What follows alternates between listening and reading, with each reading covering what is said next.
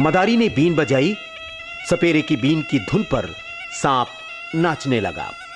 क्या सचमुच ऐसा होता है, या फिर नाग सपेरे को मृगतृष्णा दिखाता है? खैर, इस परंपरा से आगे बढ़ते हैं। भारत की धरती आरण्यक संस्कृति है।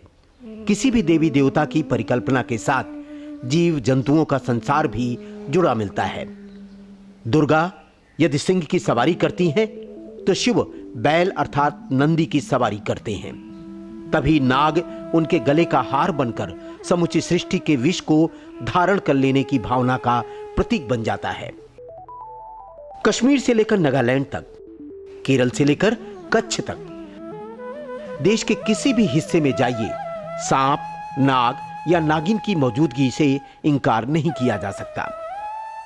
कश्यप ऋषि की धरती कश्मीर को युगों युगों पहले नाग जात की स्थली के रूप में जाना जाता रहा है।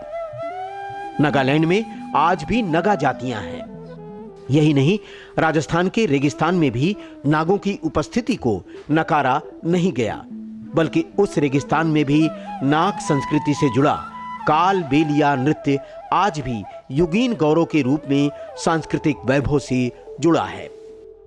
वैसे नागों को घर घर में पूजा आराधना के साथ जोड़कर भी जीवन जीने की परंपरा रही है। सागर मंथन जब हुआ था तो शेष नाग की रस्सी बनी थी, तभी मंदिराचल पर्वत की मथानी को नचाया जा सका था। हालांकि इस धरती का बोझ शेष नाग के माथे पर ही रखा माना जाता है, किंतु महाभारत काल में श्री कृष्ण द्वारा विषैले शेषनाग के आतंक से मथुरा वृंदावन वासियों को छुटकारा दिलाने के लिए भी उसे नथा था। जबकि महाभारत काल में ही राजा परीक्षित ने इस धरती से नागों को नष्ट करने की कसम खाई थी, यज्ञ किया, किंतु अकाट्य सत्य को चरितार्थ नहीं किया जा सका। उनकी मृत्यु अंततः नाग के डसने से ही हुई। संभवतः तभी से नागों सांपों की पूजा आराधना का विधान बना। आज भी देश के अधिकांश भागों में नागों के मंदिर हैं, जहां पूजन अर्चन होता है। इन्हें प्रतीक रूप में भी पूजा जाता है, प्रतीक रूप में माना जाता है। गंगा यमुना के संगम तट पर इलाहाबाद में प्रतिवर्ष कुंभ मेला लगता है। वहां नाग वासुकी की आज भी पूजा होती है। नाग पंचमी का अवसर नाग सांप की पूजा अर्चन करने का पावन भाव का प्रतीक माना जाता है। अधिकांश अपने कुल देवता के रूप में भी उनका पूजन अर्चन करते हैं। शेषनाग की कल्पना की जाती है, किंतु शेषनाग रूप वंश तो आज भी मिलते हैं। कैलाश मानसरोवर से लेकर दक्षिण भारत तक शेषनाग की प्रजातियों की न जाने कितनी और कैसी कैसी प्रजातियां मिल जाती हैं।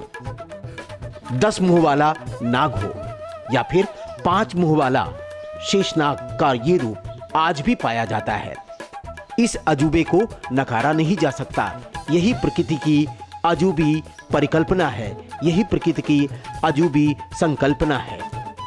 कहा जाता है कि नाग इंसान के दुश्मन होते हैं, तो ये धारणा गलत भी है, क्योंकि देवता रूपी नाग नुकसान नहीं पहुंचाते, बल्कि बालक के साथ हिल मिलकर जीवन जीते हैं और जीवन जीना सिखाते हैं, उन्हें काटते नहीं।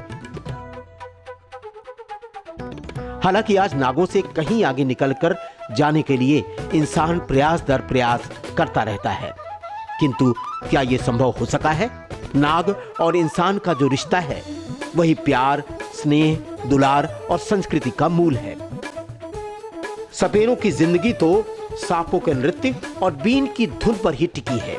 नागों को नचाने की प्रक्रिया पर ही पूरी तरह से उनका जीवन केंद्रित माना जाता है।